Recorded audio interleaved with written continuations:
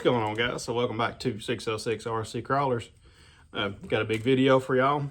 Had to do a little redo. The video I put out last night just wasn't quite cutting it for me. Didn't look good, so I'm gonna try this again. So what I got for y'all today is a overview of the SCX10.3, what I've come to call Silver Bullet. So starting off, I'm going to kind of do a breakdown front to back and just kind of give you a little bit of list if you want to kind of copy what I built. A lot of the parts I ordered were from Amazon. Some parts I had, and a lot of the stuff I got from Amazon, guys. You can do this for a decent price and have one heck of a rig. So starting at the front, we'll do the motor and transmission in just a second. Starting off with an Endure of 45 kilogram. I'm assuming that's the strength. Steering servo. It's sitting on top a set of Mias portal axles. You can see kind of got the weight hanger down in here. Now these are an add-on. I did put these on after the fact. A lot of weight in the front. This thing is super front heavy. This is the way I like it. So running these axles is a Hobby Wing Quick Run Fusion SE. It is an 1800 kV motor, just in that cheap Amazon transmission. Works great until it comes out of gear mesh. Always check your screws. So just got that with an Endure drive shaft in the front and a Mias drive shaft in the rear. So a lot of this stuff is Mias, and their stuff is really good and it is quality. So I like to use what I know. And then in the back, it's the same thing. Set of Mias portals. Really wasn't the biggest fan of portals until I built this rig, and I really like portal rigs now. So it's a big plus one for me. I was kind of on the fence about it, and I said, well, they were really on a smoking deal on sale, so I couldn't say, I might as well say why not. So what this is sitting in, if y'all can't see it, it's a Axial SCX10.3 chassis. You may be wondering what the world this duckbill thing is. I'll get to showing that y'all here in just a second. It's a really slick thing from Axial that they come up with. So Endure 110 millimeter shocks. Now you'll see this limit strap. You will notice here in just a second when I go show you the rear. This thing has a crazy amount of droop, which they may have sent me the wrong shocks, which is no big deal. We'll just make it work by limiting these to 90 millimeter. So basically this is a real tight woven nylon, some aluminum ends with screws. Just kind of ran it through here. It works great. I'll give you a little look at just how much this thing flexes. So this is at full droop front and rear. You know, there's a noticeable difference. There's probably 3/4 of an inch more shock travel in the rear than it is the front. And my whole reason behind that was getting this thing going. You would get it up against a ledge, say here where my hand's at. The front end would want to come completely up, and that would throw the whole center of gravity off. It would want to go backwards. So done a little research. I figured limit straps are the best way to fix that. So got those in the front, nothing in the rear. Obviously you can tell it's got full suspension droop. And these are really good shocks, guys. Now on my 24s, which is what I do a lot of, I run no springs because I like to run my suspension completely bottomed out. So you have essentially a droop setup. So I like the way that looks, like the way it runs great. So underneath this is just a set of Amazon 2.2s, courtesy of my good buddy Hardlines RC on TikTok. Hooked me up with a set of good looking Amazon wheels. Not much on the rainbow, the pattern, but it'll work for now.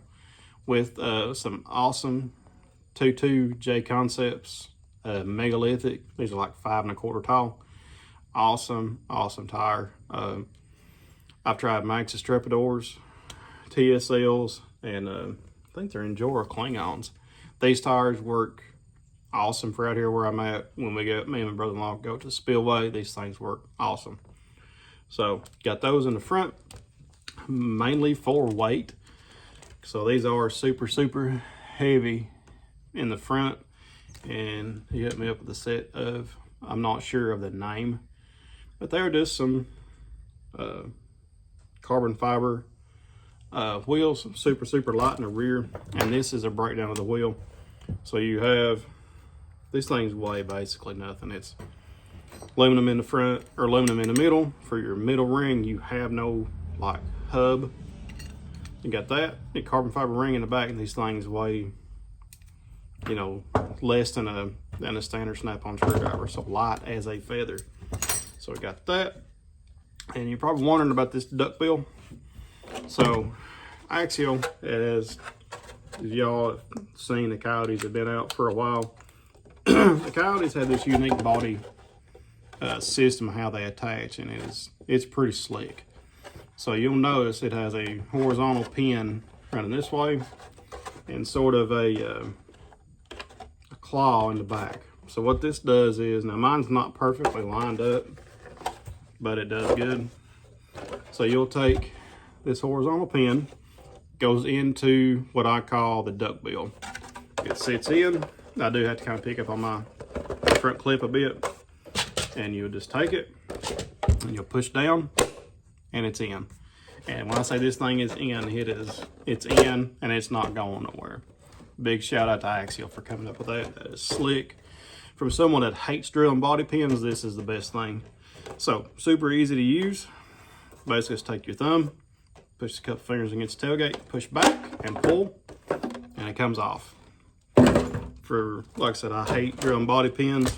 Like prime example, this is a 10 Pro, SCX10 Pro body. These were pre-drilled. I can guarantee if I was to do this, they would not come out this clean.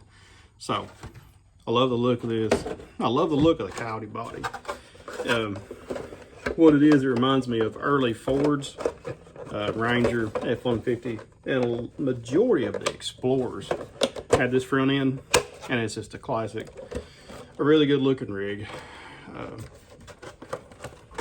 I love the way it looks, and this thing performs absolutely amazing. Paired with the brushless motor, super heavy wheels, and these J Concept tires, this thing is just, it's a cheat code. I know you probably hear people say stuff's a cheat code all the time, but this thing is literally a cheat code. And this thing has pulled lines that some bigger rigs, I know my 24s can't do it. This thing makes lines that I've tried that are not possible.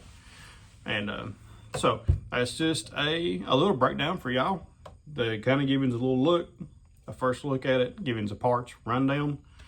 And again, I appreciate y'all for watching. I do apologize about that first video. All you could see was about from here on the truck and about from here on my head. And quite frankly, that drove me crazy.